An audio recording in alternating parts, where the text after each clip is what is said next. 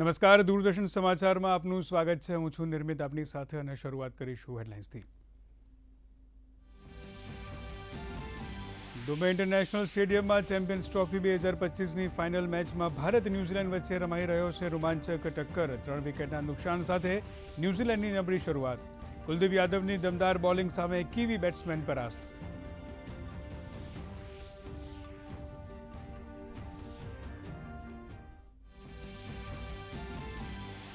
કેન્દ્રીય ગૃહમંત્રી અમિત શાહે જેતલપુર ખાતે એડીસી બેંકના સ્વર્ણિમ શતાબ્દી સમાપન સમારોહમાં પણ લીધો ભાગ. કહ્યું, ખેડૂતો અને પશુપાલકોની 5 પેઢીઓએ પોતાના પરસેવાથી એડીસી બેંકને સિંચીને ખરા અર્થમાં નાના માણસની મોટી બેંક બનાવી. એડીસી બેંકના cyber safety and security pilot પ્રોજેક્ટનું કરાયું લોકાર્પણ.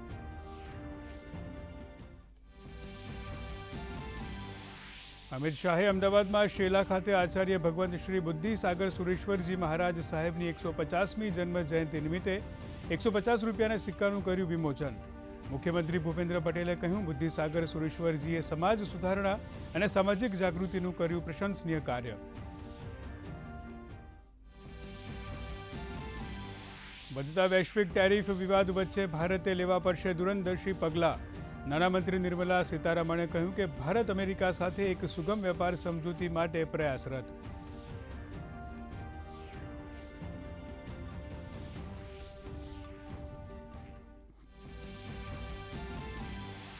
અમેરિકાના કેલિફોર્નિયા સ્થિત બીએપીએસ મંદિરમાં તોડફોડને લઈને ભારતીય વિદેશ મંત્રાલયે દર્શાવ્યો વિરોધ.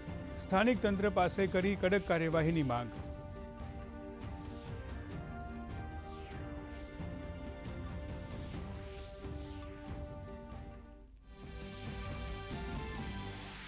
અમરેલી માર્કેટિંગ યાર્ડમાં મરચા અને ધાણાની બમ્પર આવક. ખેડૂતો મોટી સંખ્યામાં જણસી લઈને પહોંચ્યા. સારા ભાવ મળતા ખેડૂતો ખુશખુશાલ. યાર્ડની બહાર 6 કિલોમીટર લાંબી લાઈનો.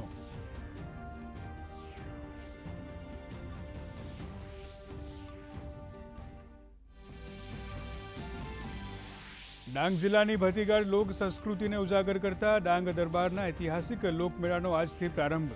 ડાંગ જિલ્લાના મુખ્ય મથક ખાતે આજથી 4 દિવસ સુધી યોજાશે રંગારંગ સાંસ્કૃતિક કાર્યક્રમો.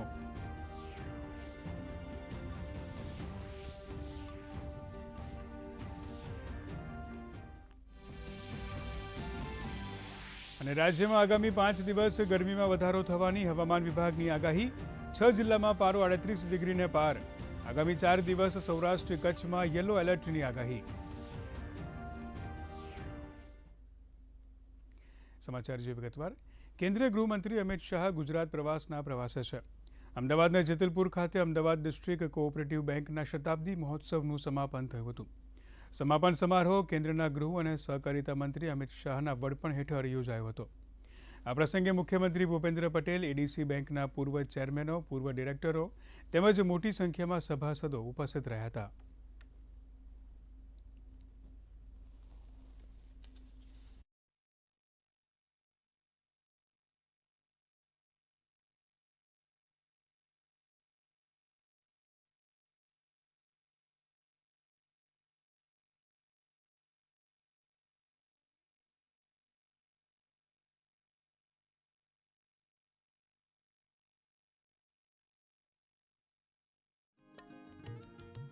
મિત્રો, આપણી bank Ahmedabad district cooperative bank એ નાના માણસોની મોટી બેંક છે. આ 100 વર્ષના ઇતિહાસમાં અમદાવાદ ડિસ્ટ્રિક્ટ કોઓપરેટિવ બેંકે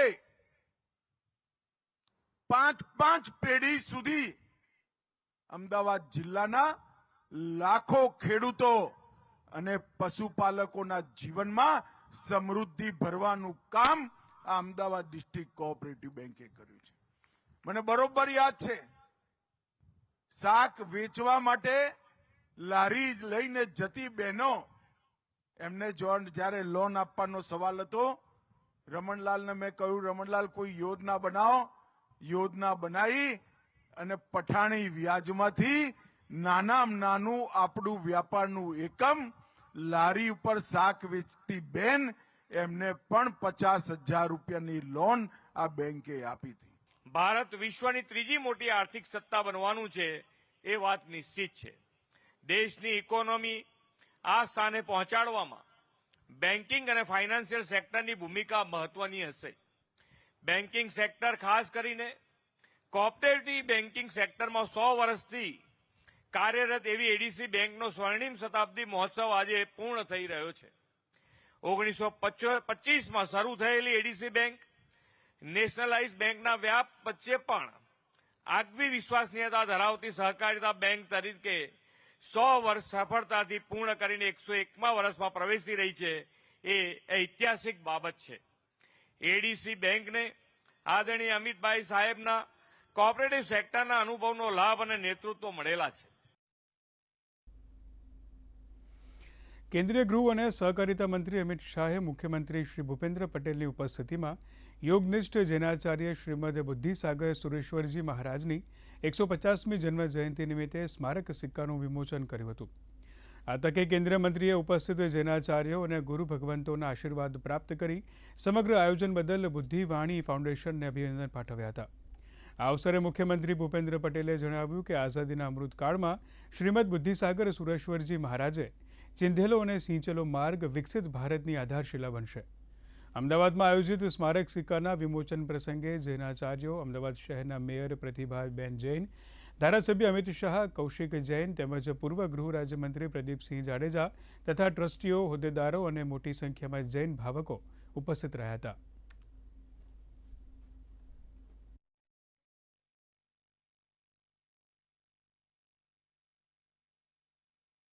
માવડી તીર્થ માત્ર જૈન જ નહીં પરંતુ તમામ ધર્મના લોકોની આસ્થાનું કેન્દ્ર બન્યું છે. તેના મૂળમાં આચાર્ય ભગવાન શ્રીમદ બુદ્ધિસાગર સુરેશ્વરજી મહારાજની તપસ્યા અને ભગવાન શ્રી ઘંટાકરણ મહાવીરનો પ્રતાપ છે. મહારાજ સાહેબે જ્ઞાન યોગ તરીકે 108 જેટલા વિવિધ વિષયો પર ગ્રંથો લખીને સાહિત્યની સેવા પણ કરી છે. 40થી વધુ સમાજ ઉપયોગી પુસ્તકો લખીને મહારાજ સાહેબે સુસંસ્કૃત સમાજના નિર્માણનું કાર્ય કર્યું છે. કેન્દ્રીય સહકાર અને ગૃહમંત્રી અમિત શાહની ઉપસ્થિતિમાં અમદાવાદમાં રાજપથ ક્લબ ખાતે 24 પુસ્તકોનો વિમોચન સમારોહ યોજાઈ ગયો. સસ્તું સાહિત્ય મુદ્રણાલય ટ્રસ્ટ દ્વારા વર્ષ 2024-25 દરમિયાન પુનઃ મુદ્રિત કરાયેલા આ 24 પુસ્તકોનું આજે પ્રકાશન કરવામાં આવ્યું હતું. આ પ્રસંગે મુખ્યમંત્રી ભૂપેન્દ્ર પટેલ અને સસ્તું સાહિત્ય મુદ્રણાલય ટ્રસ્ટના અગ્રણીઓ ખાસ ઉપસ્થિત રહ્યા હતા. અખંડ આનંદોત્સવ નામે યોજાયેલા આ સાહિત્ય સમારોહમાં સાહિત્ય પ્રેમી લેખકો, કવિઓ અને પુસ્તક પ્રેમીઓ ઉપસ્થિત રહ્યા હતા. આ તકે સંબોધન કરતા ગૃહમંત્રી અમિત શાહે ગુજરાતી ભાષાના વિવિધ સારસ્વતોનું સ્મરણ કર્યું હતું. તેમણે કહ્યું કે આ સાહિત્ય એ કોઈપણ સમાજની વિચારધારા, સંસ્કૃતિ અને પરંપરાનું પ્રતિબિંબ છે. બાળપણમાં તેમને વાંચનનું મહત્વ સમજાવનારા ગ્રંથપાલ કંસારા સાહેબનું પણ સ્મરણ કર્યું હતું અને ઉપસ્થિતોને વાંચનની મહત્તા અંગે વાત કરી હતી. સુસા પૈસા 4 વાળી ગુજરાતીના નામથી મેણા આપણે સહન કરતા અને એ ઇતિહાસ એક પ્રકારે કેટલાય સારસ્વતોએ આગળ વધાર્યો. હેમચંદ્રાચાર્યથી શરૂ કરી નરસિંહ મહેતા, નર્મદ, ગોવર્ધનરામ ત્રિપાઠી, સુંદરમ, ગાંધીજી, કાકા સાહેબ કાલેલકર, ત્યાંથી રહી અનેક સારસ્વતોએ ગુજરાતી ભાષાને નવી ઉર્જા પણ આપી, એનું આયુષ્ય પણ વધાર્યું અને આજ પૂરા વિશ્વની અંદર ગરવી ગુજરાત જેની કલ્પના નર્મદે કરી હતી એ ગુજરાતીને ગરવી બનાવવાનું કામ. રાજપીપળા ખાતે જાયન્ટ્સ ગ્રુપ ઓફ રાજપીપળાના વર્ષ 2025-26ના હોદ્દેદારોનો શપથ ગ્રહણ સમારોહ સાંસદ મનસુખભાઈ વસાવા તથા ધારાસભ્ય ડોક્ટર દર્શનાબેન દેશમુખની ઉપસ્થિતિમાં યોજાયો હતો. આ કાર્યક્રમમાં 13 નવા સભ્યો ઉમેરાયા છે. શપથ સમારોહમાં અત્યાર સુધી સેવા આપનાર પૂર્વ પ્રમુખોનું સન્માન કરવામાં આવ્યું હતું. સાંસદ મનસુખભાઈ વસાવાએ આ સંસ્થાના સેવાકીય કાર્યોની સરાહના કરી આ સંસ્થાને શિક્ષણમાં પ્રગતિ થાય તેવા કાર્યો કરવા અપીલ કરી હતી. નવા વરાયેલા પ્રમુખ તેજસ ગાંધીએ સેવાકીય પ્રવૃત્તિને આગળ ધપાવી સરકારની સાથે રહી જરૂરિયાતવાળાની તમામ જરૂરિયાતો પૂર્ણ કરવાની ખાતરી આપી હતી.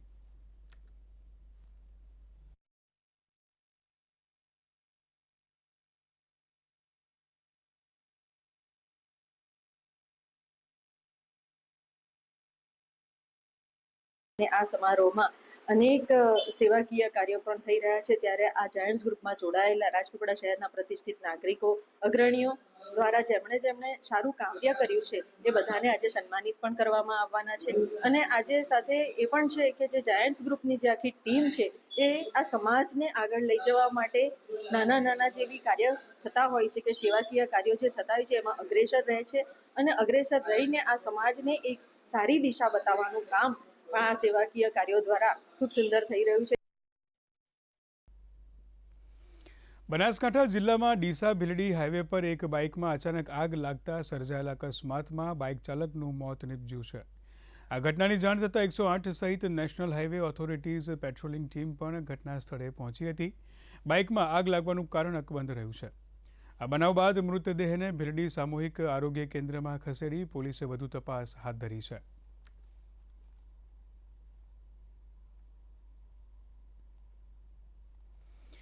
દિલ્હી યશોભૂમિ ખાતે વાઇબ્રન્ટ બિલ્ડકોન 2025 યોજાનાર છે, જે મોરબીના ટાઇલ્સ ઉદ્યોગ સહિતના અસંખ્ય ઉદ્યોગ માટે make in India, local for vocal અને વિઝન 2047ના નવનિર્માણ અંતર્ગત સ્થાનિક ઉદ્યોગ અને ઉત્પાદનને પોતાના બ્રાન્ડિંગ, માર્કેટિંગ, નિકાસથી લઈને વૈશ્વિક સ્તરે ગ્લોબલ પ્લેટફોર્મ મળી રહેશે.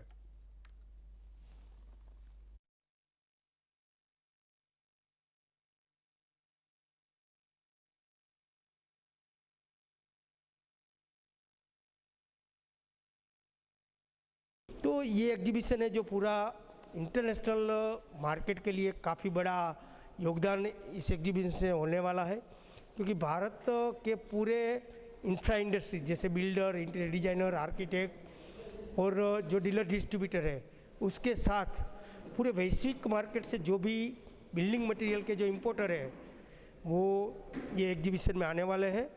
और ये इंडस्ट्रीज़ का ये एग्जीबिशन से आने वाले समय में 25 से 30% ग्रोथ होगा, जिसका फ़ायदा भारत की ये इंडस्ट्रीज़ को मिलेगा.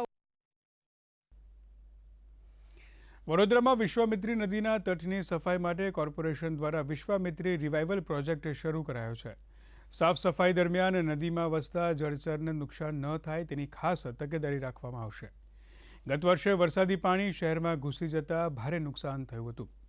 આ પ્રોજેક્ટમાં 100 દિવસમાં 19 લાખ ઘન મીટર માટી કાઢવામાં આવશે, તેમજ 235 હેક્ટર જંગલ કટિંગ કરવામાં આવશે. વિશ્વામિત્રી નદીની હાલ 800 ક્યુસેકની કેપેસિટી છે, જે સફાઈ બાદ 1100 ક્યુસેક પાણીની કેપેસિટી થશે.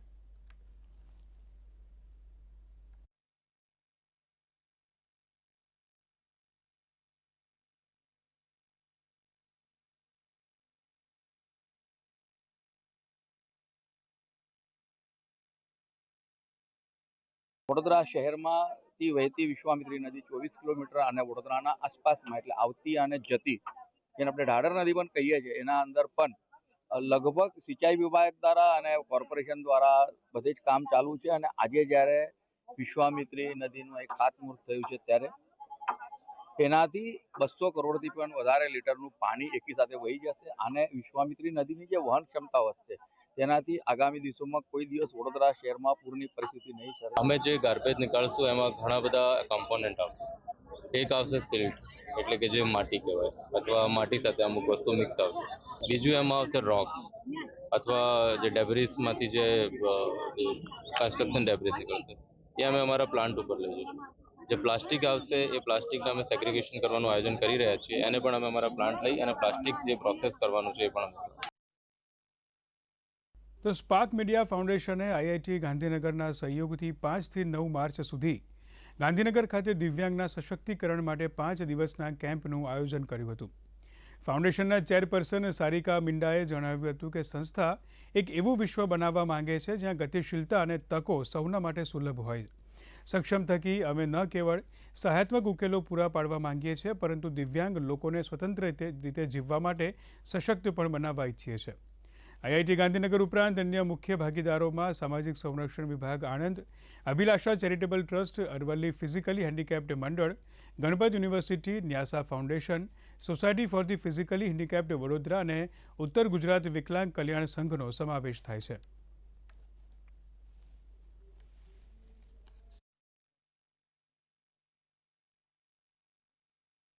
हमने टारगेट बनाया था कि हम 500 दिव्यांग भाई बहनों को इससे सशक्ति कराएंगे, लेकिन प्रभु की कृपा से हम 600 के करीब पहुंच जाएंगे। तो ये एक हमारा बहुत ही सक्सेसफुल कैंप रहा और आईआईटी का बहुत ही बड़ा सहयोग रहा। हम हमारे सक्षम, जो हमारा ये दिव्यांग सशक्तिकरण का जो प्रोग्राम सक्षम है, यह प्रोग्राम हमारे 3 शहरों में चलाया जाता है। यह इन कैंप्स के द्वारा, हमारे रेगुलर सेंटर्स के द्वारा हमने आज तक 25,000 से ज़्यादा दिव्यांग भाई बहनों को लाभान्वित किया है, जिसका पर्पस है दिव्यांगजन के लिए लिम्ब बनाना, उनको देना और उनके लिए हेल्प करना। उसके अंतर्गत यहाँ पे बहुत सारे दिव्यांगजन आए हैं और उनका हमने हेल्प किया है। मैं इस एरिया में जो लोग रिसर्च करते हैं, इस एरिया में जो पढ़ाते हैं, उन सबको हमने बुला के, इंडस्ट्रीज़ को बुला के ये चीज़ डिस्कस की है और हमारी लैब के अंदर भी हम इसके ऊपर काम कर रहे हैं। तो हम एक नया प्रोस्थेटिक डिवाइस फुट बना रहे हैं, जिससे जो दिव्यांगजन की जो डेली चलने की जो क्षमता है उसको हम और बढ़ा। સુરેન્દ્રનગર યુનિવર્સિટીનો બીજો પદવીદાન સમારોહ પૂર્વ શિક્ષણ મંત્રી ભૂપેન્દ્રસિંહ ચુડાસમાના અધ્યક્ષસ્થાને યોજાયો હતો. આજના પદવીદાન સમારોહમાં 2100થી વધુ વિદ્યાર્થીઓને પદવી એનાયત કરવામાં આવી હતી, જેમાં 16 વિદ્યાર્થીઓને ગોલ્ડ મેડલ, 16 વિદ્યાર્થીઓને સિલ્વર મેડલ તેમજ 16 વિદ્યાર્થીઓને પીએચડી પદવી એનાયત કરવામાં આવી હતી. આ વાર્ષિક પદવીદાન સમારોહમાં મહાનુભાવોના હસ્તે વિદ્યાર્થીઓને પદવી એનાયત કરવામાં આવી હતી. આ પ્રસંગે નાયબ મુખ્ય દંડક જગદીશ મકવાણાએ જણાવ્યું હતું કે સમાજ, કુટુંબ અને ગુરુજનોની અપેક્ષાઓ અને ભાર વચ્ચે આજે પદવી પ્રાપ્ત કરનાર તમામ વિદ્યાર્થીઓ અલગ અલગ ક્ષેત્રોમાં પોતાના જ્ઞાનનો ઉપયોગ કરી દેશના વિકાસમાં સહભાગી બનશે.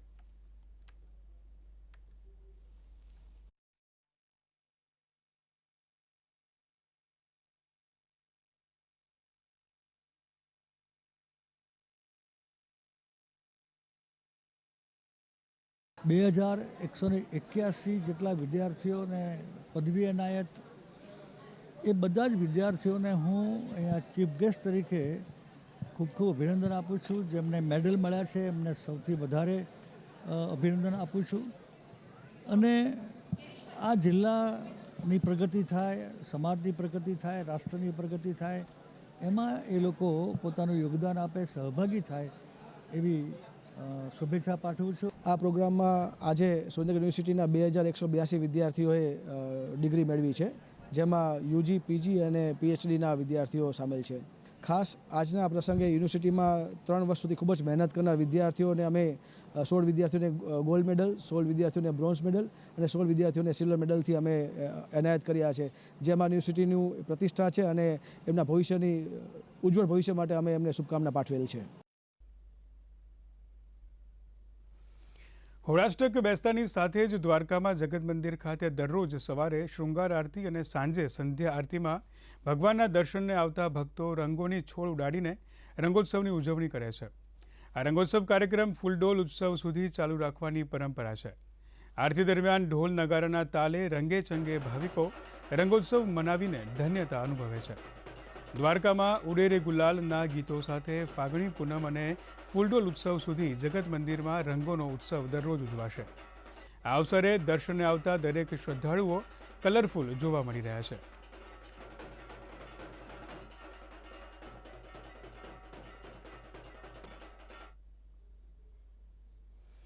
સંસદના બજેટ સત્રનો બીજો તબક્કો આવતીકાલથી શરૂ થશે અને 4 એપ્રિલ સુધી ચાલુ રહેશે. આ સમયગાળા દરમિયાન ગૃહની 20 બેઠકો યોજાશે અને વર્ષ 2024-25 માટે અનુદાન અને વિનિયોગ બિલની માંગણીઓ પર ચર્ચા અને મતદાન કરવામાં આવશે. આ ઉપરાંત બેન્કિંગ કાયદા bill, coastal shipping bill 2024, Tribhuvan સહકારી યુનિવર્સિટી બિલ, ઇમિગ્રેશન અને વિદેશી વિધેયક 2025 અને રેલવે સુધારા બિલ સહિત ઘણા બિલ અંગે ચર્ચા કરવામાં આવશે અને તેને પસાર કરવામાં આવશે. બજેટ સત્રનું પહેલું સત્ર 31 જાન્યુઆરીથી 13 ફેબ્રુઆરી સુધી યોજાયું હતું. રાષ્ટ્રપતિ દ્રૌપદી મુર્મુએ સંસદના બંને ગૃહોને સંબોધિત કર્યા અને નાણામંત્રી નિર્મલા સીતારમણે કેન્દ્રીય બજેટ રજૂ કર્યું. પ્રથમ તબક્કામાં લોકસભામાં 112% કામ થયું હતું.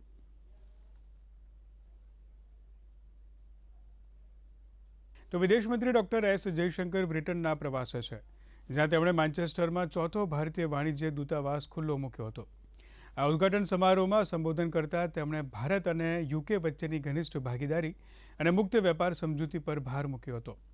ઉપરાંત તેમણે ભારતીય સમુદાય અને વેપારી લોકો સાથે પણ સંવાદ કર્યો હતો. વિદેશ મંત્રી ડૉક્ટર એસ જયશંકરે જણાવ્યું હતું કે ભારત અને બ્રિટનના પરસ્પર સંપર્ક તેમજ સાંસ્કૃતિક, વ્યાપારિક અને ક્રિકેટ સંબંધોને મજબૂતી મળશે.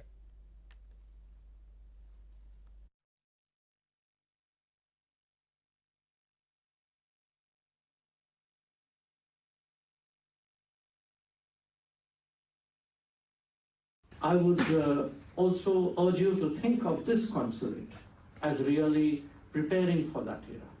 That, we are clearly anticipating a very big pickup in the relationship in the times to come. My experience is anytime I come up with a statistic, somebody corrects me with a larger number. So I came in here with a number for the size of the community, but after hearing you, I decided to keep it to myself. Because apparently the community has grown since we last assessed it. I'm very confident that the establishment of this consulate would give a fillip to the relationship. In fact, the first time we met, the Deputy PM raised two issues, which was one the consulate, the other was the flight. ભારતે અમેરિકાના કેલિફોર્નિયાના ચિનો હિલ્સમાં એક હિન્દુ મંદિરમાં થયેલી તોડફોડની નિંદા કરી છે. વિદેશ મંત્રાલયના પ્રવક્તાએ નવી દિલ્હીમાં જણાવ્યું હતું કે મંત્રાલયે સ્થાનિક અધિકારીઓને તોડફોડ માટે જવાબદાર લોકો સામે કડક કાર્યવાહી કરવા જણાવ્યું છે. મંત્રાલયે પૂજા સ્થળોની પૂરતી સુરક્ષા સુનિશ્ચિત કરવા પણ કહ્યું છે.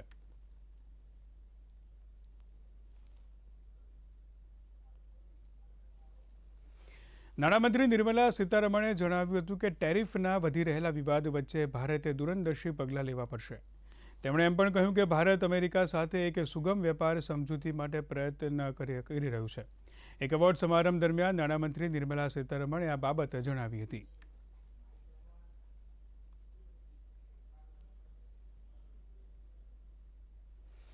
દુબઈના ઇન્ટરનેશનલ સ્ટેડિયમમાં ચેમ્પિયન્સ ટ્રોફી 2025ની ફાઇનલ ભારત અને ન્યૂઝીલેન્ડ વચ્ચે રમાઈ રહી છે. ન્યૂઝીલેન્ડના કેપ્ટન મિશેલ સેન્ટનરે ટોસ જીતીને બેટિંગ પસંદ કરી છે. ન્યૂઝીલેન્ડે ઇજાગ્રસ્ત મેટ હેન્ડ્રીના સ્થાને નાથન સ્મિથનો ટીમમાં સમાવેશ કર્યો છે. 8મી ઓવરમાં વિલ યંગને વરુણ ચક્રવર્તી LBW આઉટ કર્યો હતો. ત્યારબાદ કુલદીપ યાદવે રચિન રવિન્દ્રનને તેમજ કેન વિલિયમ્સને પેવિલિયન ભેગા કર્યા હતા. ત્યારબાદ રવિન્દ્ર જાડેજાએ ટીમ લેથનને પેવિલિયન ભેગો કર્યો હતો. છેલ્લા સમાચાર મુજબ ન્યૂઝીલેન્ડના 26 ઓવરમાં અંતે 4 વિકેટના નુકસાને 116 રન થયા છે.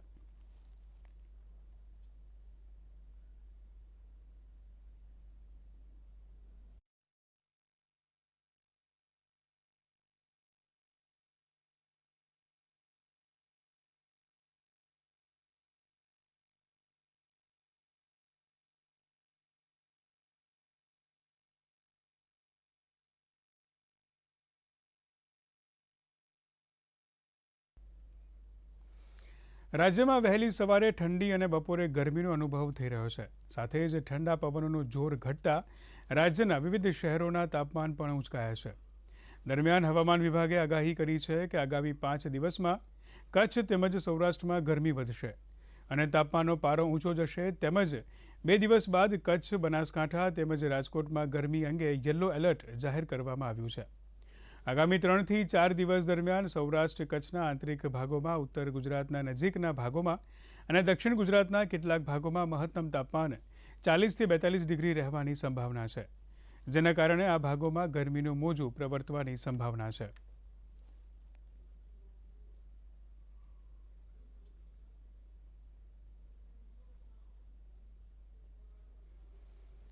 તો આ સાથે જ આ સમાચાર અહીં સમાપ્ત થાય છે. નમસ્કાર.